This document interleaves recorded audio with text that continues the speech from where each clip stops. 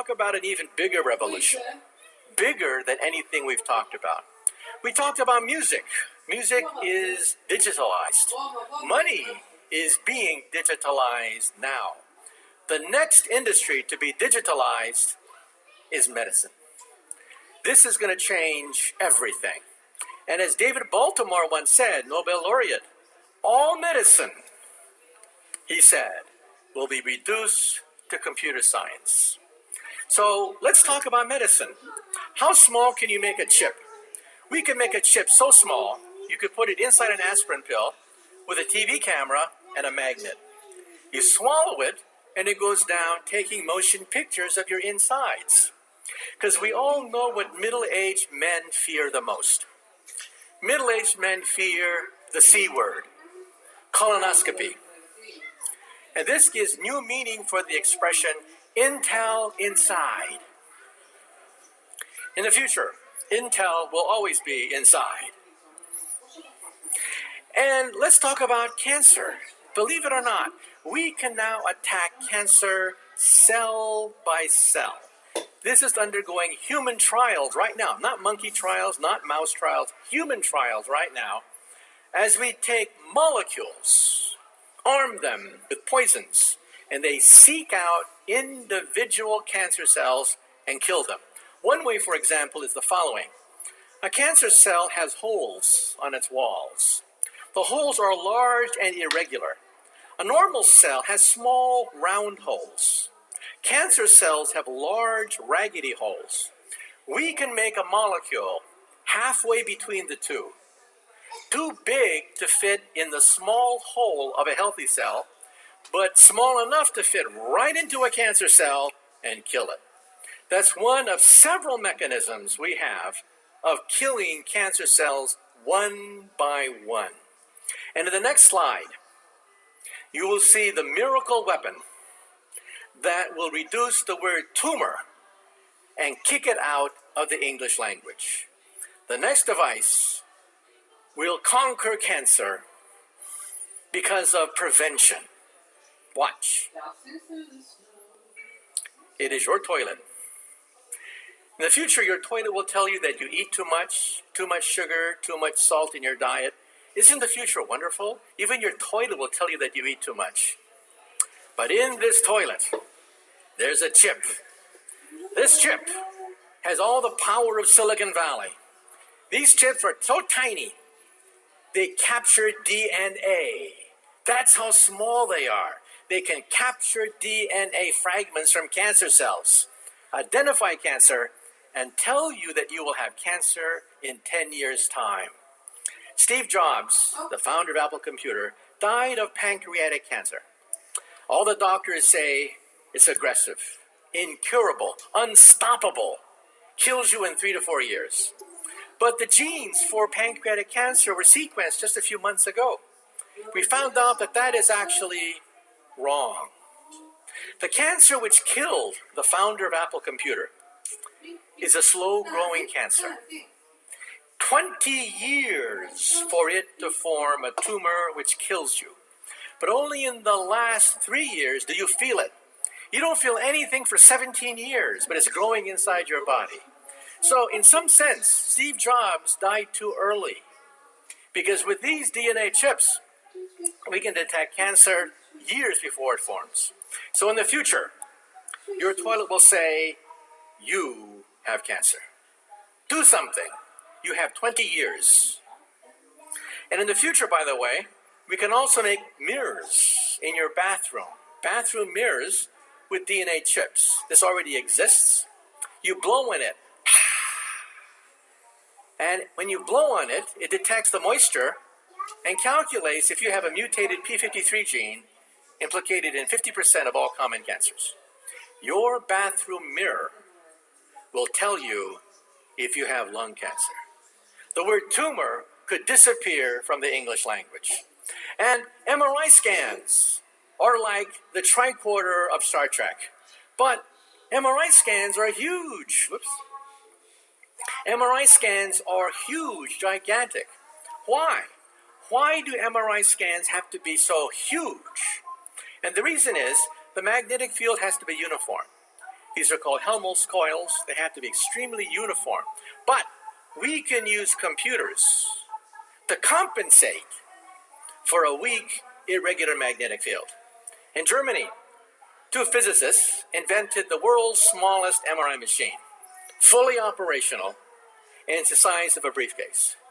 Scientific American interviewed these German physicists, and they said, how small can you make an MRI machine? And the answer is this big.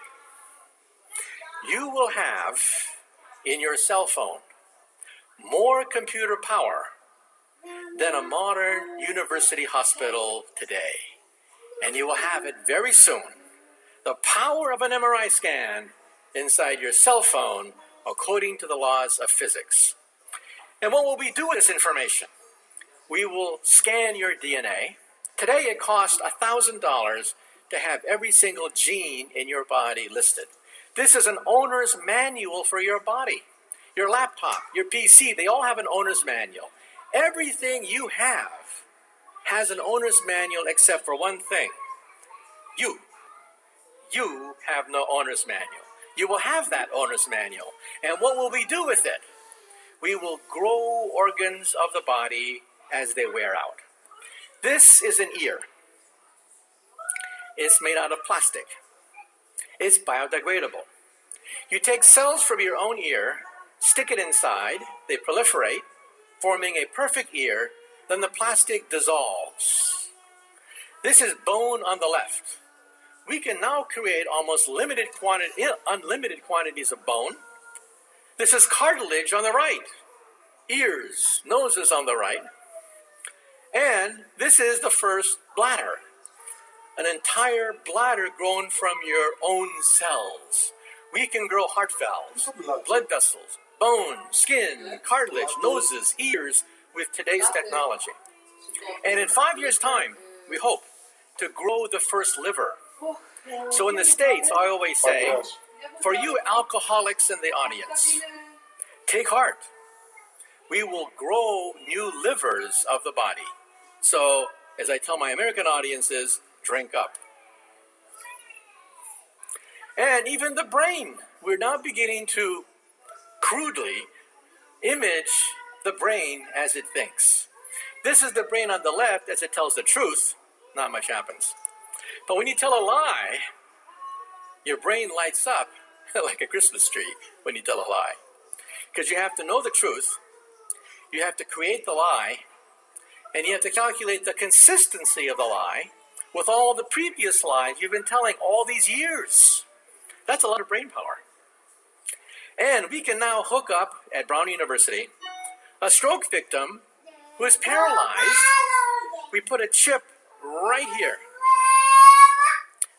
at the sensory motor cortex, stick it to a computer, and this person who is paralyzed can now play video games, surf the web, write email, answer email, do crossword puzzles, and he is paralyzed. And here's my colleague, Stephen Hawking. He can only blink.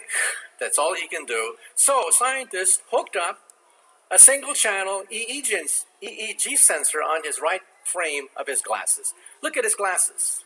There's a single channel EEG sensor, picks up brain waves, and allows him to communicate with the outside world. And then, of course, the aging process is the big one.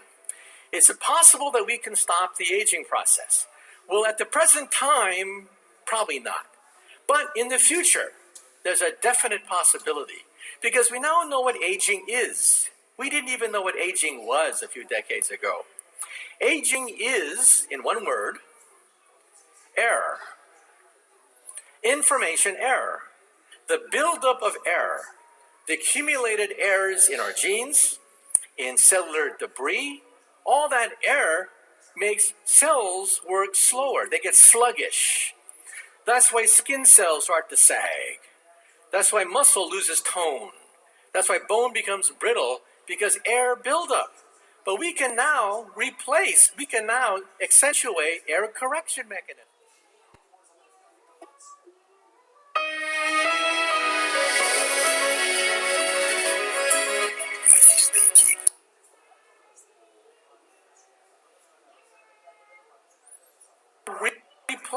we can now accentuate error correction mechanism. The body has its own error correction mechanism. For example, I didn't know this till I interviewed quite a few biologists. Did you know that some animals never die? They simply age forever. I didn't know that. The animals which don't age are alligators, crocodiles, some sea turtles, and the female flounder. They never get old. They just get bigger, but they never age. Now you might say to yourself, "Ha, that's not true." I mean, everybody knows that alligators, look at the internet, they live to be 70. But you see, that's when the zookeeper died. No one has ever seen an alligator age. They simply get bigger. Now, in the forest, the swamp, they do die. Disease, predators, accidents, starvation, yeah, they die. But in the zoos, they don't die. And take a look at our chimpanzee, our closest evolutionary neighbor. We are 98.5% equivalent to a chimpanzee, but we live twice as long. And we are smarter than a chimpanzee, but only a handful of genes separate us.